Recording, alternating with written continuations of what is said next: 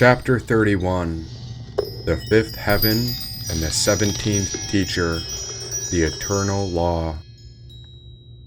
It was getting harder to distinguish if life was a fantasy or fiction. The further the Mother of God took us on the chariot, the more we seemed to traverse all levels of existence. Was any of this real, or was this all happening within the imagination? At once the Mother of God vanished, when bewilderment overtook our present situation. Living upon the earth, we are caught in a material body. We tried to do what we could, but the heaviness of the material world weighed down upon us. Was the earth our chariot, and had we been abandoned? A minute turned into a day, then a week, then longer, but this material world was maddening. Living in a body, where was our soul? I looked to the Mother of God for guidance, but it seemed she left us with some sort of free will.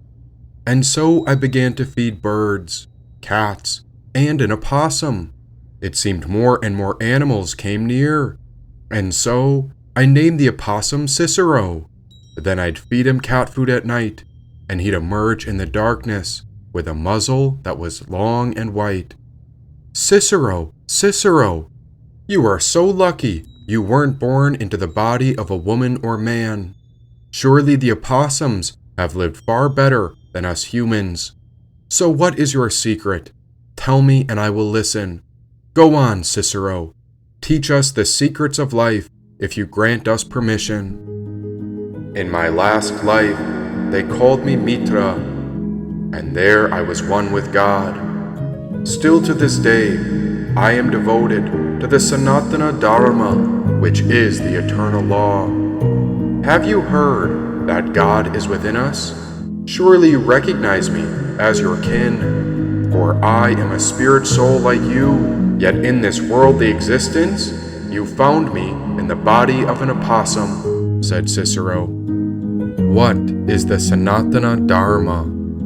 The most beautiful definition was spoken by a woman named Savitar. She said, never displaying malice towards any living being through thoughts, actions, or words. Acts of kindness and giving in charity is the Sanatana Dharma, said Cicero. It was obvious that not many humans had talked to him, but he was full of wisdom. If only we obeyed the ways of the possum path, our world wouldn't be falling apart. But of course, the nature of the material man just wouldn't listen. How did you find me? And why have you been watching? Are you with the CIA or government? Who are you working for that makes me wonder if you're spying? Old George Orwell got it backwards. Big Brother isn't watching. He's singing and dancing. He's pulling rabbits out of a hat. Big Brother's busy holding your attention every moment you're awake. He's making sure you're always distracted. He's making sure you're fully absorbed. He's making sure your imagination withers until it's as useful as your appendix. He's making sure your attention is always filled. And this being fed, it's worse than being watched. With the world always filling you, no one has to worry about what's in your mind. With everyone's imagination atrophied, no one will ever become a threat to the world. Cicero paused. No one, except for he or she who is courageous enough to seek the real truth. So you have wisdom. Then speak, and I am willing to listen to you. What are your hidden or secret teachings? Teach us the truth. You ask about secret teachings, and so I shall grant you this wisdom. As Mitra, I was the divine aspect of friendship, harmony, integrity, and order of worldly existence. I am the patron divinity of honesty, contracts, and meetings. As I hail from the sun, I am aligned with solar deities. When you arise in the morning, pray to God. The Gayatri mantra will be recited 108 times.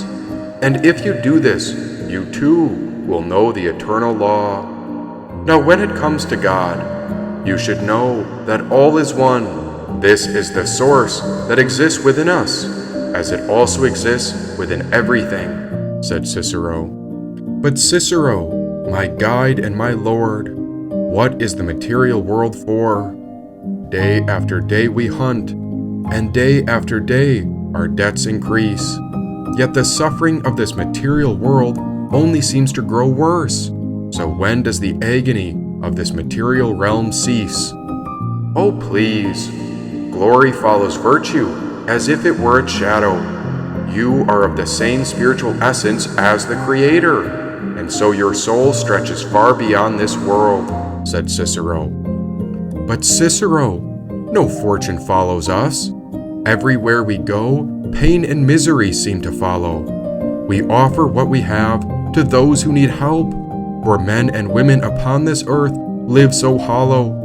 We cannot bear it any longer. Have we been placed in a prison of pain? Cicero, Cicero, tell me the truth. Have I gone insane? What must I do now? And how must we live? There must be some advice that can save us. So tell us now, Cicero, what teachings can you give? Live as brave as me, and if fortune is adverse, front its blow with a brave heart. Know that the higher we are placed, the more humbly we should walk. I love suffering, for it brings me so close to God, said Cicero. I was in shock. The poor opossum did not understand it all.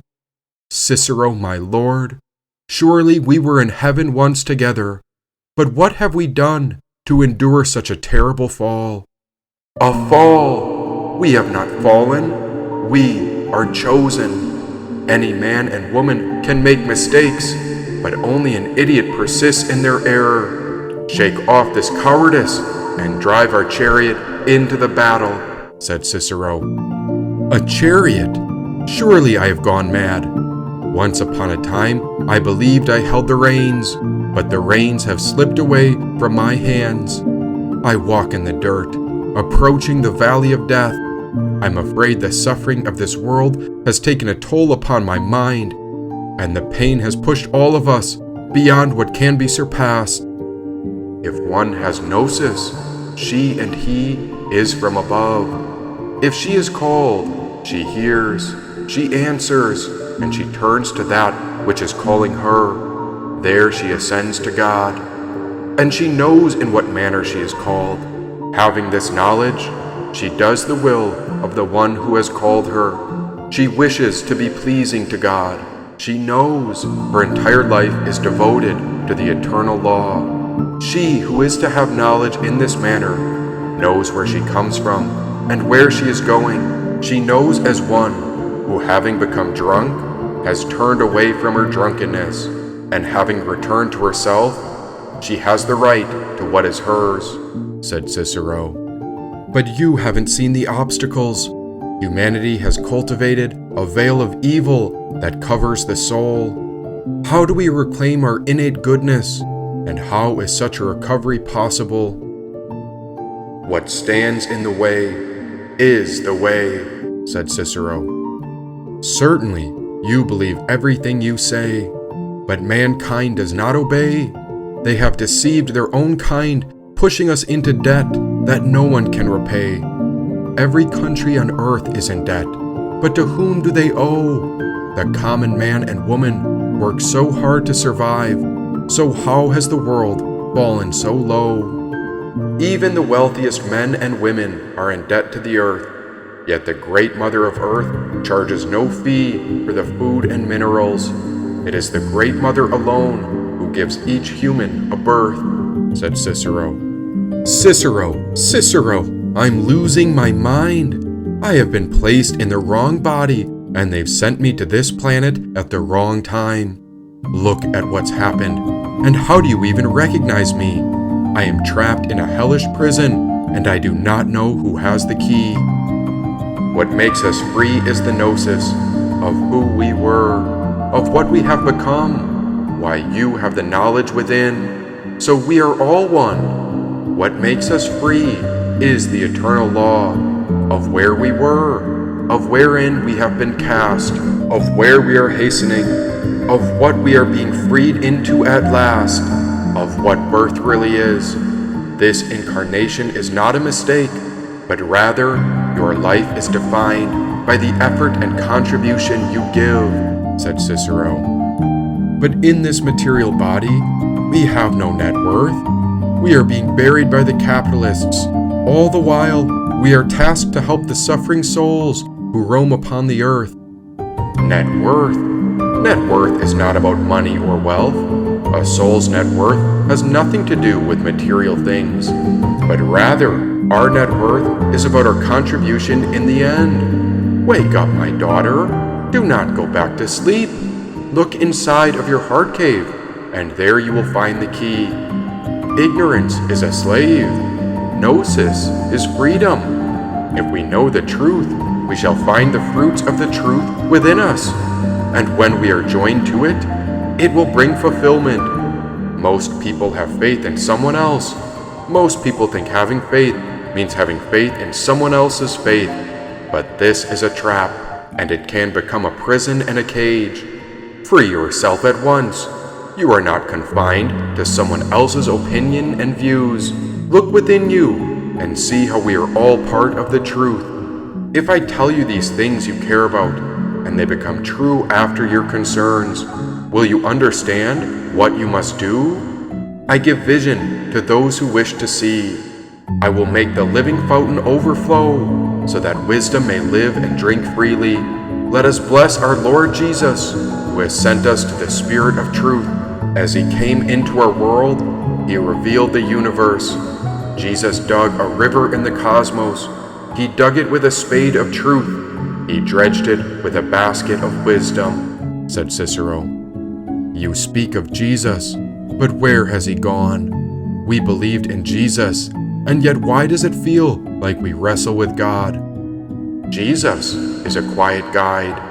He who comes to reveal the mysteries of the hidden mother and hidden father. And even when Jesus was alive, the army of ignorance led the world by fear and terror. Jesus would have confused the modern scribes and teachers. They are foolish by understanding the word through man-made laws. It is only divine knowledge which leads us to salvation. Jesus gives us a great pathway back to God. Jesus' crucifixion is seen as the price to be paid for bringing the good news of gnosis to the empty territory of fears. Those who do not humble themselves and respect Jesus' sacrifice are among the ignorant who are trapped in the world's nightmare. And although Jesus is the way and the light, he is not the only way to God. There have been many divine beings who have come down to support us, and so there are 7 immortals who protect the heart of the eternal law, said Cicero. The 7 immortals who look after the heart? But then why does life appear so dark? Open yourself and find the light within your heart, said Cicero. But what of the world and its darkness? What must we make of this wickedness? Its shadow follows us everywhere, and we cannot shake it. For in this time, the wicked darkness will be preferred to light, and death will be preferred to life. The ignorant cannot gaze into heaven, and the pious man and woman will be counted as insane, and the impious man will be honored as wise, and they will chase money, greed, and fame as if it were all a game. The man who is an egomaniac will be considered strong, and the good man will be punished like a criminal. But let me tell you the truth about the power of the light of wisdom, and so I will reveal the 7 immortals, said Cicero. At once a light burst open, and it came from the center of our chest. It pierced the darkness within all of us, and for that, we are forever blessed. Cicero, Cicero, I have found the light, for it was within the heart all along. Surely this is the essence of God itself, granting us the key from this prison of all suffering. Who are the 7 immortals that you speak of, and where can we find them? Tell me what it requires, and I assure you, I'll make them the proper offering. Indeed, the understanding dwells within us.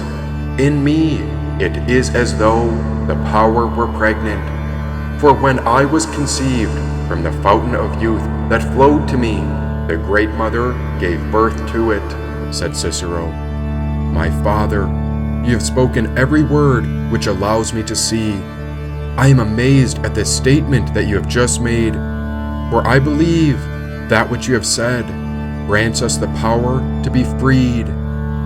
I am singing a hymn within myself, while you rest yourself.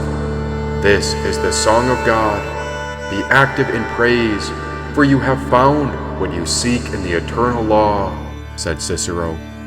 And is it proper, my father, that I give praise because I am filled with goodness in my heart? What is proper is your praise that you will sing to God, so that it might be written in this imperishable book, said Cicero.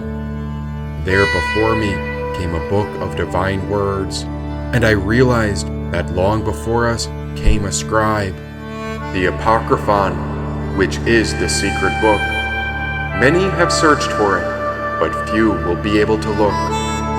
Once your spiritual heart opens, then you can read these hymns, for it is the collection of scriptures and divine wisdom.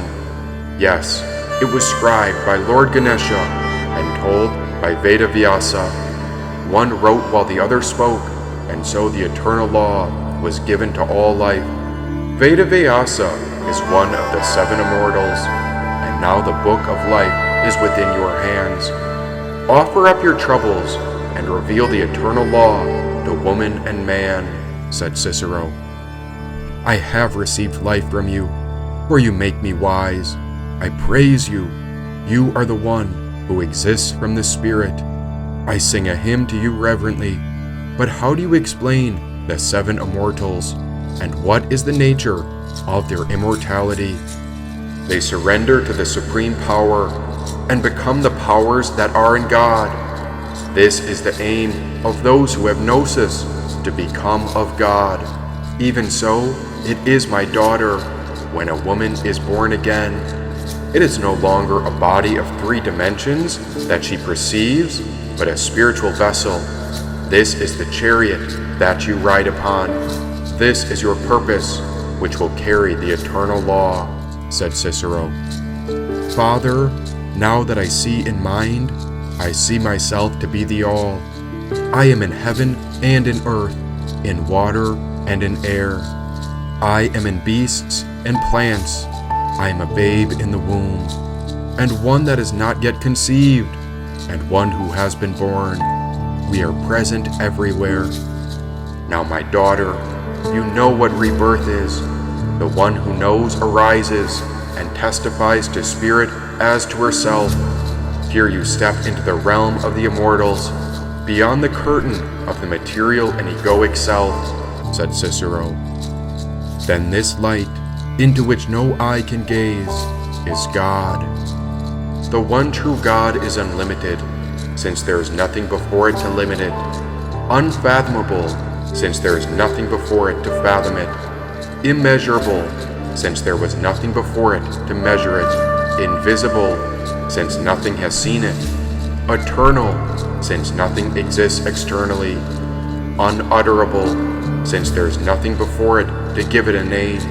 The one is a realm that gives a realm, life that gives life, a blessed one that gives blessedness, knowing that gives knowledge, a good one that gives goodness, mercy that gives redemption, and the gift that gives grace, said Cicero. And these 7 immortals, who are these beings that are forever free? They come back again and again. They are the light bearers who come back in every age for suffering's relief. They are great beings who pass the torch of gnosis through the dark ages so that the people of earth discover freedom, said Cicero. As I gazed upon the secret book, we were illuminated by just seeing the cover. It spoke of union to the all, and it was given to us by the Great Mother. Am I worthy to look into this book? to know what has been written? Will my ego overtake the soul and claim this as my own? Cicero, Cicero, what must I do before this book is opened? The truth is a passage for all souls, and the word is a gift, so we too have a contribution which we must give. Let the wisdom come into you, for it is leading us to a life fully lived, said Cicero. Once I opened the book, I was inspired by divine light. It was the language of saints and angels, and it elevated our soul to the highest heights. When the light had shone through her heart as well as her voice, all life was given a new birth, and so the angels called out, Rejoice! Pass on the words. The word is to be shared with all, as it was given to us by the 7 immortals. And Cicero, will we meet the 7 immortals? You've already been learning from them, and soon we'll meet the rest of them, said Cicero.